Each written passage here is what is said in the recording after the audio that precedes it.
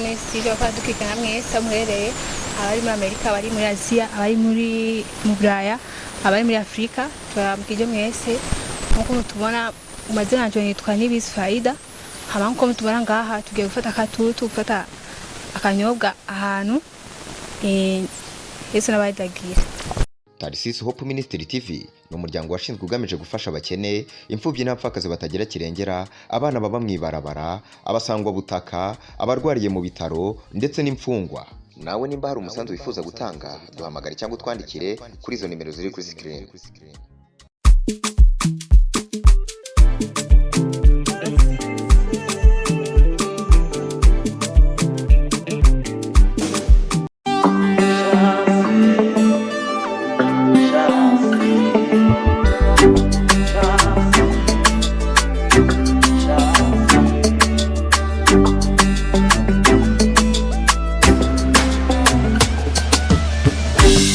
Shaserine mwananje uricunga Shaserine mwananje uritunga narakweretse umwongo uhuma n'ubudahuma ntuzukomogwe na buhuma uriga kunuma ntujari ca giti cakuriye mu babanji Shaserine mwananje uricunga Shaserine mwananje uritunga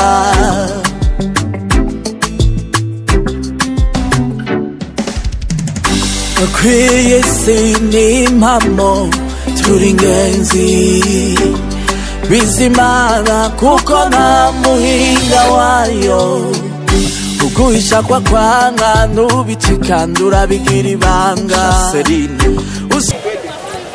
nko mubibona kandi turashitse hahandi tufatira akanyobwa ego shishikaye mudukurikirana ego murakoze Wiza amajambo yinica nikize ukuye ikirenge bakakwita igisambo Shaserine mwananje uricunga Shaserine mwananje uritunga narakweretse umwongo uhuma n'ubudahuma ntuzukomogwe na buhuma uriga kunuma ntujari ca giti cakuriye mu babanji Shaserine mwananje uricunga Shaserine mwananje uritunga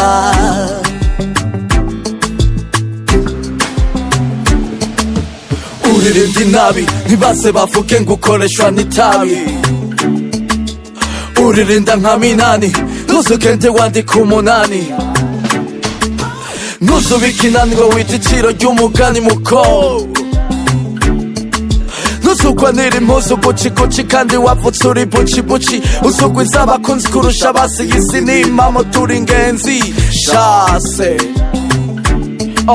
Hari vyinshi biri inyuma hari uwacanye uwutazima Rombaza izina umukama uze wisunge rurema Kwigisha ivy'iri shuri ry'ubu buzima Shase ry'ubu buzima Akaruro keza ni Shaserine Hotel uzisanga mu Kinama muri quartier Gitega ibarabara ry'11 inomero 62 Shaserine Star Hotel aho wakigwa neza aho uryama neza aho uruhuka neza mu mutekano ntangere n'ahandi atari Shaserine Star Hotel yaga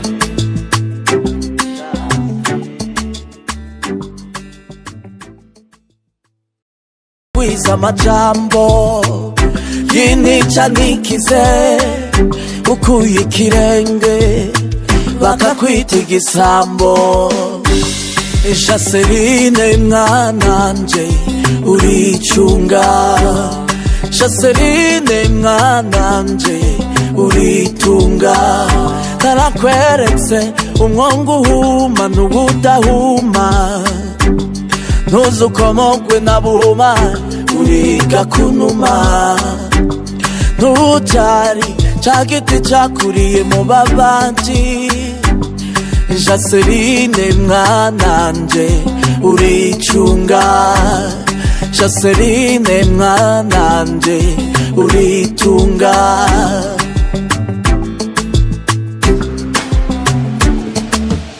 Uririmba inabi ntibaze bavuge ngo ukoreshwa n'itabi. Hama turanezerewe kuri munsi kubyo Tarsis Hope Ministry TV yadukoreye kuri uno munsi, turanezerewe cyane kabisa. Ego sinzi mugenzi wanjye nawe yavuga ko nabyumvamwo kuri uno munsi. Nanje ndanezerewe vraiment, ndanezerewe kweri turishimye. Ego na mimi naje ndanezerewe cyane kubyo Tarsis Hope Ministry TV yadukoreye. Imana imuhezagire, sinzi mugenzi wanje nawe ko yiyumva.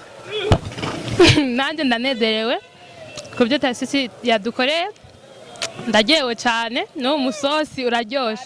Sinzi ya mugenzi wanje ngene yiyumva kabisa, najisikia super.